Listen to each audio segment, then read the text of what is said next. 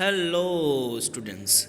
This is Manish Yadav from LPM Public School, Gola Bazaar, and today I have brought a new chapter for the students of class ninth. And this chapter is about Santosh Yadav, Rich for the Top, Part 1. In the Part 1, we will know about Santosh Yadav. Okay, how did she achieve in her life, and what was her efforts as well as struggles uh, for her achievements. So let you know about the chapter before you read. As you could see on the screen, that is before you read, think for a while and make a list of 3 to 5 persons you idealize and admire very much for their achievements. This is a discussion among students. Your idols may be from any sphere of life: sports, medicine, media, or art and culture. Dear students, you have to think and make a list of 3 to 5 persons that you idealize and admire very much for their achievements. Okay, means personalities, great personalities of India, whom you admire a lot and you like their achievements, as well as you understand and take them as your ideal. Okay, your idols may be from any sphere of life. Okay, their achievements, and they belong from any sphere of life, whether they are from sports, medicine, media, or art and culture. Next, your teacher your teacher will then discuss your choices with you and find out who the top 5 idols of your class are. This is the discussion. So, leave this topic here in this video. I'll let you know the explanation of the chapter, paragraph, and line by line. The only woman in the world who has scaled empty Everest twice was born in a society where the birth of a son was regarded as the blessing, and a daughter, though not considered a curse, was not generally welcome when her mother was expecting Santosh. This chapter is about a daughter who achieved and scaled Mount Everest twice, was born in a society where the birth of a son was regarded as a blessing. You know, this is the discrimination among the people. They do not want to have a girl, they pray to the God to have a son only. Whenever they premonitize about a child, they want him to be a boy, not a girl. So, just Santosh Yadav, about whom we are going to have something, she was belonging to that society where the birth of a son was regarded as blessing. And that society where a daughter, though not considered a curse, was not generally welcome. It doesn't mean it was a curse for the people of that society to have a girl, but they do not welcome a daughter. They don't feel so good whenever they deliver a girl. When her mother was expecting Santosh, a traveling holy man, giving her his blessing, assumed that she wanted a son. But to everyone's surprise, The unborn child's grandmother, who was standing close by, told him that they did not want a son.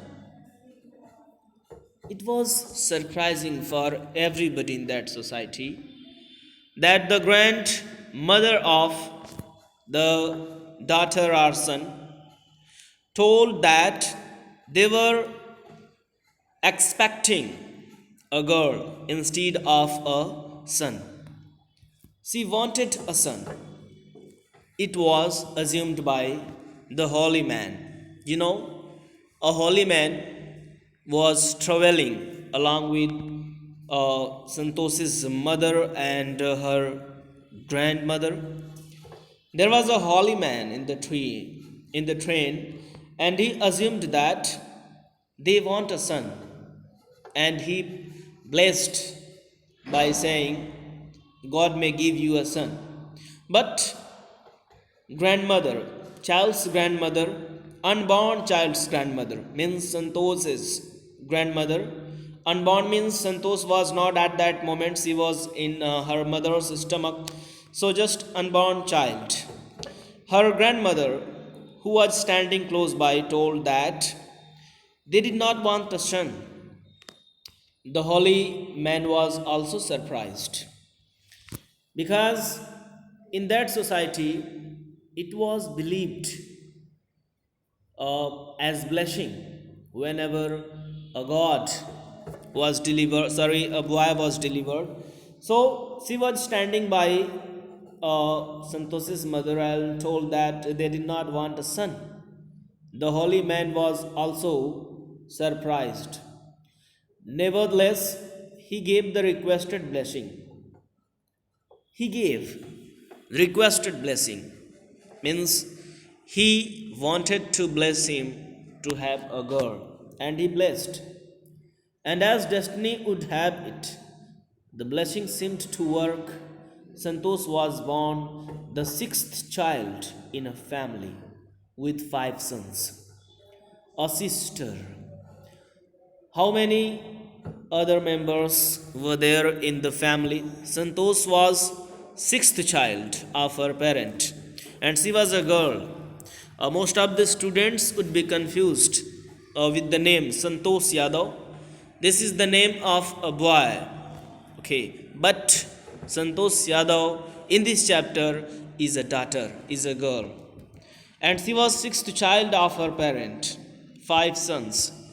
Five boys were there in her family, and she was one and only sister of theirs. A sister,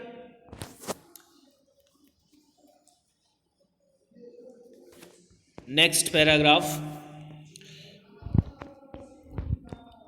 A sister, five brothers.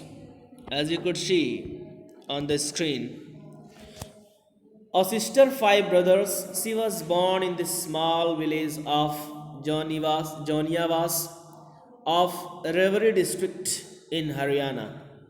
This is her address. She was born in small village of Joniavas of Reverie district in Haryana. The girl was given the name Santosh. Santosh. This name is just belonging to a girl in this chapter, which means contentment, satisfaction. But Santosh was not always content and satisfied with her place in a traditional way of life. She was not a serious and content girl, as the meaning of her name was. She began living life on her own terms from the start. You know, in the society, it is a great curse and ban for the girls that they do not and they should not move freely. They should not choose their desired option and achievements. They want to do something else, but this society doesn't allow. Okay, but Santosh was different, and she decided to live her life on her own terms from the very beginning, where Other girls more traditional Indian dresses. Santosh preferred shorts clothes. She likes to wear short clothes, but other traditional girls, traditionally, they wear Indian dresses, but Santosh was not like them. Santosh prefers to wear short clothes. Looking back, she says now, from the very beginning, I was quite determined that if I choose a correct and a rational path, the others around me had to change, not me. She believed and she was very determined in herself that I would be there whom people will follow. I have not to follow.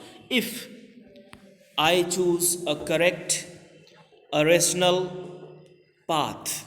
The path which is rational as well as it is acceptable in the society, justified in the society, and I choose the correct way, so others around me had to change themselves, not me. I have not to change myself. Other will change themselves according to me if I choose a correct, unacceptable, justified way to choose in my life. I think this paragraph would be clear to all the students. Let you know and explain the third paragraph of this chapter. That is, Santosh's parents were affluent landowners who could afford to send their children to the best schools. Now, in this paragraph, we would know the potential and capability of Santosh's parent. They were able to send their children for good education, for best education and best schools anywhere, because they were affluent landowners. They have had a good area of land, and it was affordable to send their children to the best schools, even to the country's capital, New Delhi, which was quite close by. But in the line with the traveling custom in the family, Santosh had to make do with the local village school. It was the tradition and ritual of Santosh's village that all the girls had to go for their education in the local school. They could not visit capital or outstation for their betterment and education. It was the belief of the people that girls must not be allowed to go outstation. It was the just ritual and tradition of that village. Follow in the accordance with or according to the custom in the family, Santosh had to make do with the local village school. So she decided to fight the system in her own quiet way when the right moment arrived. According to Santosh, it was not acceptable, it was not favorable for daughters and girls. They have also right to get good education. They also have this right to go outstation and good just for their betterment. They must be allowed, according to Santosh. So she did not believe in that system and this ritual. She decided to fight the system in her own quiet way when the right moment would come. But what happened next? And the right moment came when she turned 16. She was waiting for the right moment because she was not able and she could not afford at that age to fight the system and go outstation. But when she became 16 years old, she decided to fight with the system, and that was the right moment. At 16, most of the girls in her village used to get married.